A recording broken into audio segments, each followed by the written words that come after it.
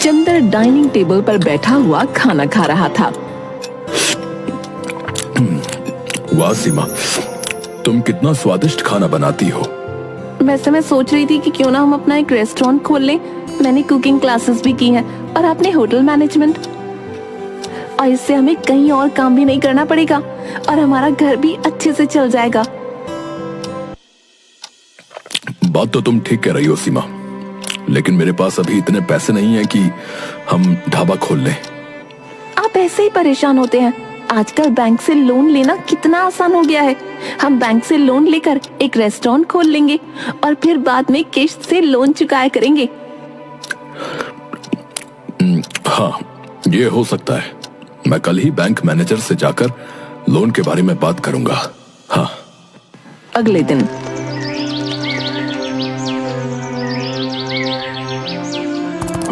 नमस्ते मैनेजर साहब, मुझे एक ढाबा खोलने के लिए बैंक से लोन लेना था। जी जी बिल्कुल, लेकिन उसके लिए आपको कुछ फॉर्मेलिटी करनी पड़ेंगी। आप ये फॉर्म भर दीजिए। और फिर कुछ ही दिनों में चंदर को लोन भी मिल जाता है। चंदर और उसकी पत्नी सीमा दोनों अपना एक छोटा सा ढाबा खोल लेते हैं। दो लड़के बैठे हुए बात कर रहे थे। अरे भाई, आज तो ना बहुत भूख लग रही है यार, और कुछ बाहर का खाने का मन भी हो रहा है। एक काम करते हैं ना, हमारे गांव में जो नया ढाबा खुला है उसमें चलते हैं। सुना है वहां कम दाम में बहुत स्वादिष्ट खाना मिलता है। हाँ तो चल फिर। वैसे भी नई नई जगह पर जाना तो हमारा शौक है, और फिर ब्लॉग भी बना लेंगे वहां पर जाकर।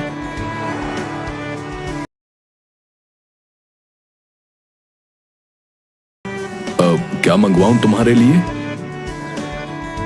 अंकल, आज तो मंचूरियन खाने का बहुत मन कर रहा है। हाँ, और मेरे लिए एक प्लेट चाउमीन। चंदर जल्दी से जाकर ऑर्डर अपनी पत्नी को दे देता है और थोड़ी देर में खाना उनकी टेबल पर लाकर रख देता है।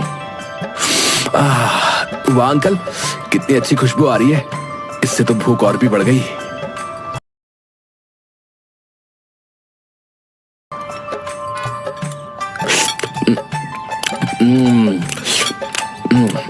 अंकल, आपके रेस्टोरेंट का जितना नाम सुना था ना, ये तो उससे भी ज्यादा अच्छा निकला।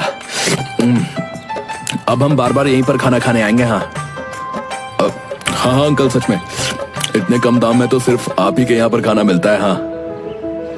दोनों लड़कों की बात सुनकर चंदर खुश हो जाता है।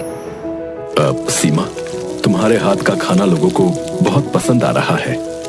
चलो अच्छा है, हमारा रेस्टोरेंट जल्दी जल्दी चलने लगे, फिर हमें बैंक की किस्त भी तो भरनी है। हाँ, सो तो है। रात को घर जाकर चंदर दौड़ा हुआ घर में आता है। सीमा, सीमा, ये देखो, वो जो लड़के आज रेस्टोरेंट में आए थे ना, जिन्होंने चाउमीन और मंचूरियन मांगा था, देखो उन्होंने हमारे रेस्टोरेंट का ब्लॉग बनाया भाई, और उस पर बहुत अच्छे अच्छे कमेंट भी आए हैं। देखो देखो। वाह, ये तो बहुत अच्छी बात है। इससे तो हमारे रेस्टोरेंट की पब्लिसिटी भी अच्छी हो जाएगी। और ये देखो, उन्होंने हमारे रेस्टोरेंट को 5 स्टार रेटिंग भी दी है। कुछ दिन बाद, चंदर, हमें बैंक की इस महीने की किस्त देनी थी ना, तुम कल ही जाकर किस्त दे आना। चंदर कुछ कहता उसके पहले ही उसका फोन बजता है। हेलो पिताजी, मैं बबलू बोल रहा हूँ। अरे हाँ हाँ बबलू, बोल, क्या हाल चाल है और कैसी चल रही है तुम्हारी पढ़ाई? पिताजी, पढ़ाई तो अच्छी चल रही है, लेकिन मेरे कॉलेज की फीस की ना इंस्टॉलमेंट भरनी थी। 2 दिन के अंदर मेरे कॉलेज की फीस भरनी थी और बहुत जरूरी है। अगर फीस नहीं भरी तो मेरा पूरा साल बर्बाद हो जाएगा। चंदर कुछ सोचकर हिचकिचाता है। तभी सीमा उसके हाथ पर हाथ रखती है और आंखों से हाँ का इशारा करती है। अब पैसे पहुंचवा दूंगा बेटा मैं। सीमा, अब हम क्या करेंगे? बबलू की फीस जमा करना बहुत जरूरी है, पर बैंक की किश्त भरना भी तो जरूरी है। आप परेशान मत होइए, बैंक मैनेजर से बात कर लेना, वो बहुत भले आदमी हैं, वो जरूर आपकी स्थिति को समझेंगे। ठीक है, मैं आज शाम को रेस्टोरेंट से जाकर शशिकांत भाई साहब से बात करूंगा। फिर सीमा और चंदर दोनों रेस्टोरेंट चले जाते हैं। आज रेस्टोरेंट के सामने एक गाड़ी आकर रुकती है। उसमें से कोई और नहीं बल्कि शशिकांत अपने बीवी बच्चों के साथ उतरता है। अरे मैनेजर साहब, मैं आज आपके ही पास आने वाला था। अरे चंदर, बातें छोड़ो, अभी बहुत जोर से भूख लग रही है, कुछ खाने के लिए बढ़िया सा ले आओ। थोड़ी ही देर में चंदर उन्हें जो भी चाहिए वो सर्व कर देता है। शशिकांत की पत्नी पारो, अरे वाह भाई साहब, आपके यहाँ का मटर पनीर तो सच में बहुत स्वादिष्ट है। आज पता चला कि लोग इतनी तारीफ क्यों करते हैं आपके रेस्टोरेंट की। पापा, मुझे आइसक्रीम भी खानी है।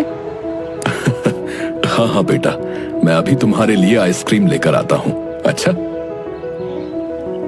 हाँ भाई, अब बताओ कि क्या बात करनी थी तुम्हें मुझसे। वो मैनेजर साहब, इस बार मैं किश्त नहीं दे पाऊंगा। वो क्या है ना, मैंने पैसे तो जमा कर दिए थे, लेकिन मेरे बेटे बबलू की कॉलेज की फीस जमा करना बहुत जरूरी था, नहीं तो उसका पूरा साल बर्बाद हो जाता। इसलिए वो पैसे मैंने उसे दे दिए। अरे कोई बात नहीं भाई, वैसे भी तुम कहां भागे जा रहे हो, और किश्त की जगह तुम हर रोज मुझे अपने रेस्टोरेंट का खाना खिला देना भाई, ठीक है? फिर चंदर और सीमा दोनों हाथ जोड़कर शशिकांत और उसके परिवार को विदा कर देते हैं। आप हर किसी से किस्त समय पर लेते हैं, लेकिन चंदर से क्यों नहीं? चंदर बहुत ही ईमानदार आदमी है, मुझे पूरा भरोसा है कि वो अपनी किश्त जमा कर देगा।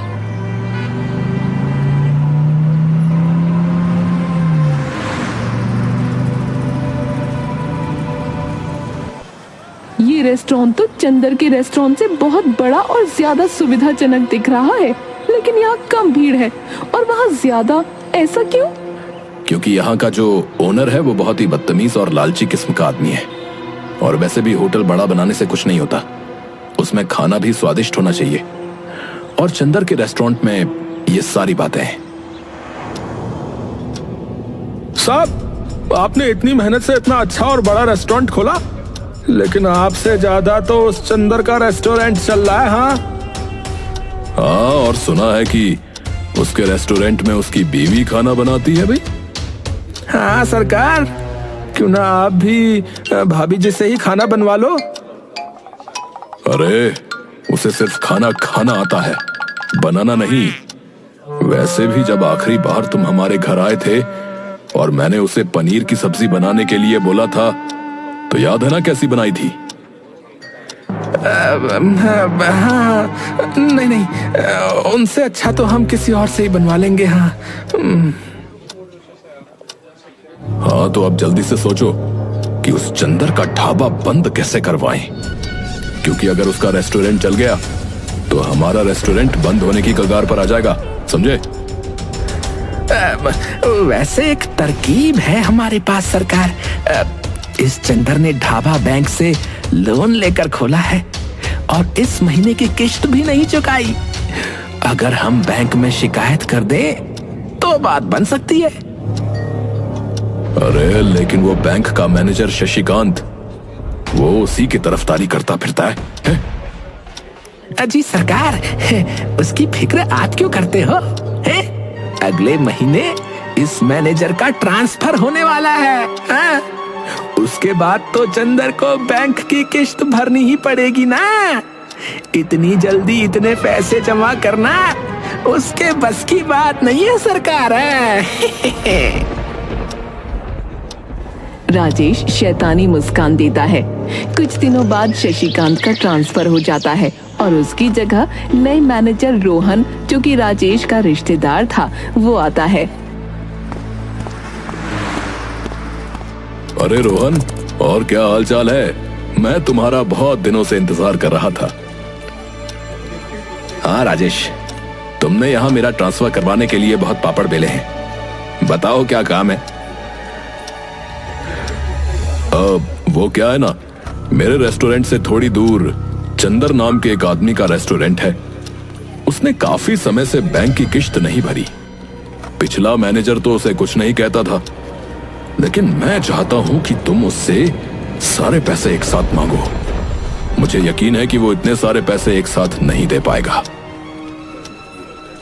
वो तो ठीक है, लेकिन तुम्हें तो पता है ना महंगाई कितनी बढ़ गई है। तो मैं कोई भी काम जो है बिना पैसों से नहीं करता भाई। हाँ भाई, सो तो है, लेकिन तुम फिक्र मत करो, तुम्हारा इनाम मैं घर पर भिजवा दूंगा, ठीक है?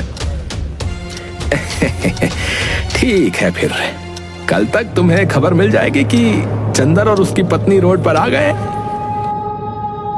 अगले दिन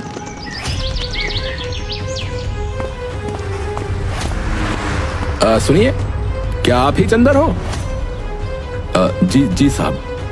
देखिए, मैंने आपकी फाइल अच्छे से देखी तो मुझे पता चला कि आपने काफी टाइम से बैंक का इंस्टॉलमेंट नहीं दिया है। अगर कल तक तुमने इंस्टॉलमेंट के सारे पैसे एक साथ जमा नहीं किए ना, तो तुम्हारे रेस्टोरेंट को हम जब्त कर लेंगे भाई। लेकिन साहब, मैं एक साथ इतने सारे पैसे कहां से लाऊंगा? थोड़ा सा वक्त दे दीजिए। रोहन बिना कुछ कहे सुने वहां से निकल जाता है। ये तो बड़ी मुसीबत की बात हो गई। एक ही दिन में इतने सारे पैसों का इंतजाम कैसे करेंगे? अगले दिन रोहन फिर से चंदर और सीमा के रेस्टोरेंट पर जाता है। हाँ जी, तो फिर हुआ पैसों का इंतजाम? नहीं मैनेजर साहब, आप मुझे बस एक हफ्ते का वक्त दे दीजिए। देखिए, मैंने कल ही आपसे कह दिया था कि एक दिन से ज्यादा आपको वक्त नहीं मिलेगा। अब तुम्हारा घर और रेस्टोरेंट दोनों जब्त कर लूंगा। और ये देखो, ये रहे कानूनी कागजात, ये सब ऑफिशियल है। सीमा और चंदर कुछ नहीं कर पाते। अब हम कहाँ जाएंगे जी? अब ना तो घर रहा ना रेस्टोरेंट, अब हम क्या करेंगे? चंदर बिना कुछ बोले रेस्टोरेंट की बातें याद कर रहा था। हम दोनों 2 दिन से इधर उधर भटक रहे हैं, अब मुझ में ताकत नहीं रही। और एक जगह पर बैठ जाते हैं। तभी पीछे से एक आवाज आती है जो कि बबलू की थी। पिताजी, आपकी ये हालत कैसे हुई? मैं घर और रेस्टोरेंट दोनों जगह गया, लेकिन मुझे पता चला कि बैंक ने हमारा घर और रेस्टोरेंट दोनों जब्त कर लिए। फिर चंदर बबलू को सारी बातें बताता है।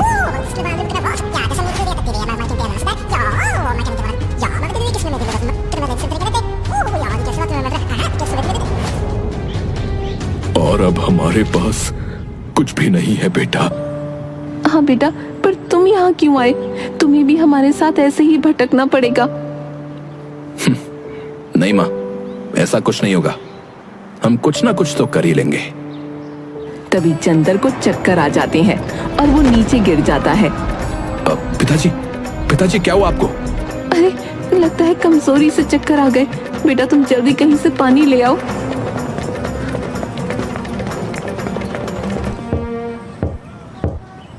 अरे दादा, थोड़ा पानी दे दो, वो मेरे पिताजी बेहोश हो गए।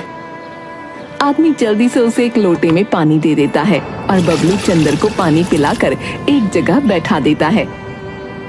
पिताजी, अब आप ठीक हैं? चंदर हाँ में सिर हिला देता है। माँ, मैं ये लोटा देकर आता हूँ। बबलू फिर उस घर में जाता है और लोटा दे देता है। तभी उसकी नजर एक ट्रक पर पड़ती है। अरे काका, ये ट्रक ऐसे ही क्यों पड़ा हुआ है? अरे खटारा है भाई, भंगार में बेचना है हमें। अच्छा काका, तो ये ट्रक जो है आप मुझे दे दीजिए। कितने में बेचोगे? बबलू उस आदमी से ट्रक ले लेता है। अरे काका, ये ट्रक तो अभी चल सकता है। देखो, मैंने इस ट्रक की जगह जो है ना, बहुत सारे नए ट्रक ले लिए हैं, तो अब ये जो है किसी काम का नहीं रहा मेरे लिए भाई। बबलू ट्रक को जैसे तैसे चलाकर चंदर और सीमा के पास ले जाता है। अरे बबलू, इस खटारा ट्रक को तुम यहाँ क्यों ले आए? अरे माँ, ये खटारा नहीं, हमारी खुशियों का पिटारा है। और फिर सीमा और चंदर को सारी बातें बताता है। अच्छा, लेकिन तुम इस खटारा ट्रक का करने क्या वाले हो बेटा? पिताजी, आप बस मुझे थोड़ा सा समय दे दो, फिर आपको सब कुछ समझ में आ जाएगा। बबलू उस खटारा ट्रक को सीधा करने में जुट जाता है। बबलू उस पर कलर भी कर देता है और बस 2 दिन में ही वो खटारा ट्रक बिल्कुल नया दिखने लग जाता है। बेटा, तुमने तो इस ट्रक को बिल्कुल नए जैसा बना दिया, लेकिन तुम करना क्या चाहते हो? माँ, बड़े बड़े शहरों में इसे फूड ट्रक कहते हैं। क्या? Food truck? हाँ हाँ सीमा, इस ट्रक को जो है हम कहीं भी ले जा सकते हैं। इसे हम हमारा चलता फिरता होटल बना सकते हैं। हाँ माँ, ये हमारा नया रेस्टोरेंट रहेगा और इस रेस्टोरेंट की स्पेशलिटी ये है कि आप इसे कहीं भी लेकर जा सकते हैं। इसका मतलब पहले तो सिर्फ फूड डिलीवरी होती थी, लेकिन अब हम होटल डिलीवरी भी कर सकते हैं। फिर सीमा और चंदर दोनों हंसते हैं। वैसे मुझे लगता है कि हमें इस रेस्टोरेंट की पब्लिसिटी करनी चाहिए। क्यों नहीं?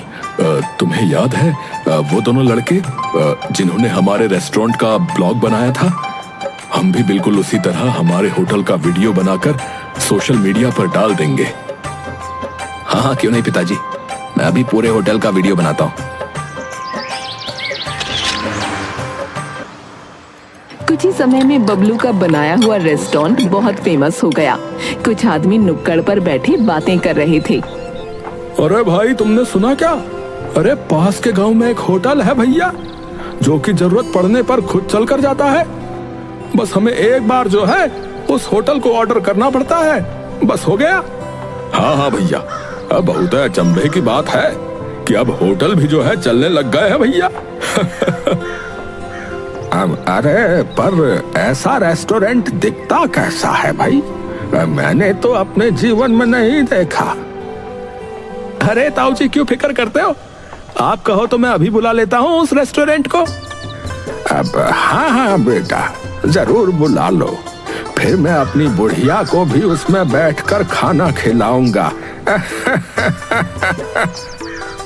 इधर रेस्टोरेंट में सीमा, ये देखो, हमारे होटल को सब लोग कितना पसंद कर रहे हैं और कितने सारे ऑर्डर आ रहे हैं।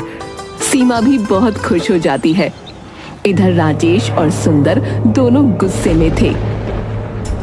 अरे सरकार, हमने तो इस चंदर का रेस्टोरेंट बंद करवा दिया था, लेकिन अब ये न जाने कहां से उस घुमक्कड़ रेस्टोरेंट को ले आया।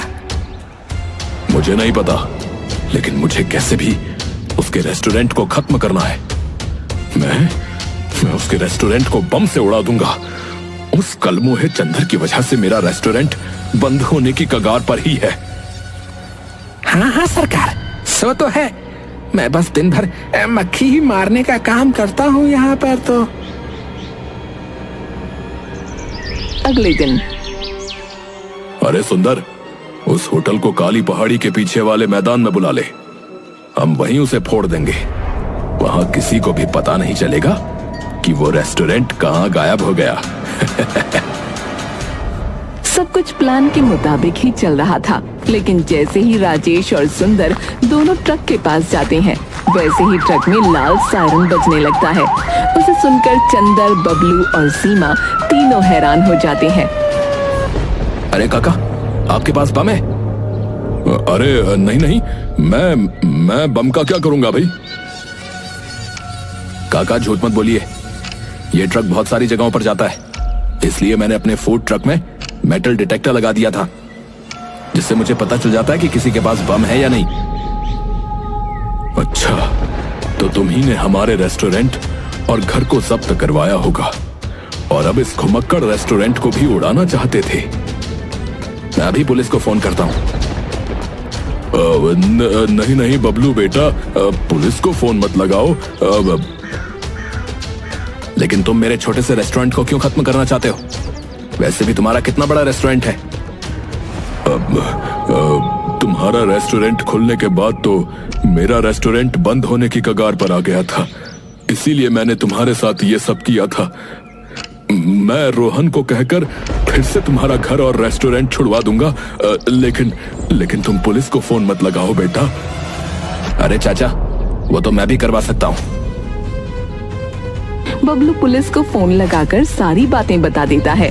थोड़ी देर में पुलिस वहां जाकर राजेश और सुंदर को पकड़कर जेल में बंद कर देती है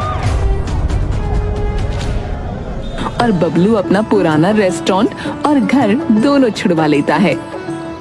वाह बेटा, मुझे तुम पर गर्व है। तुमने सच में हमारा नाम रोशन कर दिया। आज तुम्हारी वजह से हमें हमारा पुराना घर और रेस्टोरेंट दोनों मिल गए और ये घुमक्कड़ रेस्टोरेंट भी। माँ, पिताजी, वैसे मुझे फिर से जाना होगा, मैं थोड़े ही दिन की छुट्टियों में आया था। बबलू वहां से चला जाता है। चंदर और सीमा कुछ नौकरों को भी रख लेते हैं